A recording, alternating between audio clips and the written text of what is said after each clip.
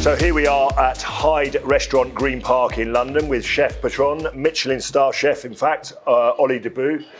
I'm the one with the visa because Ollie obviously lives and works here.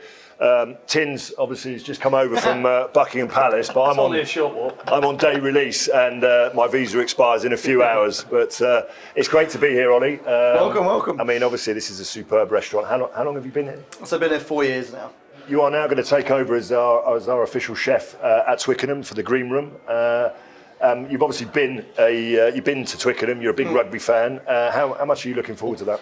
I love sport. I love food. So combining the two, really excited. How much of a different challenge is it from the norm of what is Hyde to then be in a different kitchen, in a different location? When you're doing a one-off big event, you got one chance to get it right. Yeah. So, I mean, we do dishes up beforehand with the team so they know what they're doing, and also want them to be emotionally invested, feel proud of what they're serving, feel knowledgeable about what they're serving. So the layers of attention to detail and planning. So Ollie, obviously our customers will be keen to understand a little bit more about you, you know, where your inspiration came from. I'm slightly older than Mike, so I kind of grew up with the likes of Keith Floyd, Raymond Blanc, Rick Stein. Where does your inspiration come from to want to be a chef and get yourself in the kitchen? Well, Raymond Blanc was my idol growing up, and his unique cooking style back then.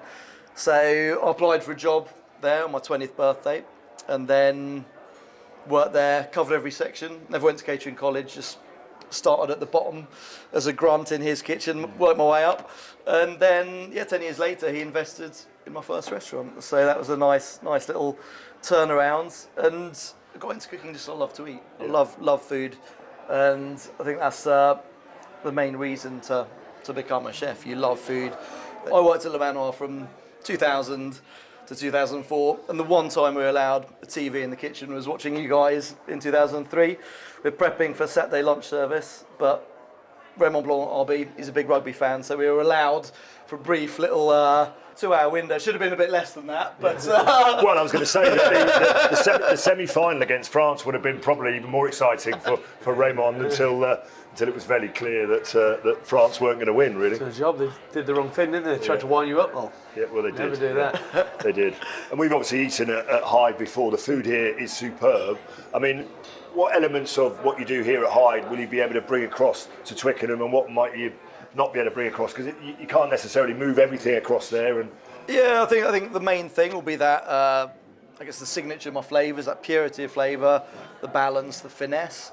But the thing will be different will be the buzz. I think having that number of people looking forward to a great day's rugby, some great food. I think good times are contagious when you've got 300, 400 people in a room looking forward to something. And even though I'll be in the kitchen, I can't wait. So Mark Durden-Smith is well known to waffle on for far too long. Oh, is he? So how much evils or what are you going to do when he's slowing down your service? Maybe someone can just unplug his mic a little bit. Talk a little bit about your own interest in sport. I mean, did you play rugby? Yeah, I did. I was a winger in all sport. Yeah, at school. Anyone pass you the ball? Or? But there's a lot of answers to a winger, isn't there? It's like you were rapid and you got involved, or yeah, I was you hated contact. No, it was either going to be, with my height, it was either been scrum half or wing. I was super quick out of the block. So ironically, being a chef and snapping orders in the kitchen, you would have thought you'd made a good scrum half. Yeah, and also, you're used to working under pressure. You're used to being judged on your results. If you don't win, if you don't put out the right food, people don't come back. Simple as that. I mean, no, I do compare it. I mean, rightly or wrongly, to a sporting career in that, it's long hours, a lot of sacrifices. You're always judged. We're open 7 days a week, so I'm only as good as my last service. So you've got your pastry chef, you've got your prep chefs, etc. But presumably, a bit like rugby, you wouldn't put a centre on the wing, like Eddie Jones seems to do, or a number 7 playing number 8. But you wouldn't ask your pastry chef to do starters, would you? Yeah, there's a lot of managing involved now. There's 34 chefs a day at Hyde doing 500 meals a day. So, I guess it's like a player manager role of sorts, but still love it. Love turning up here.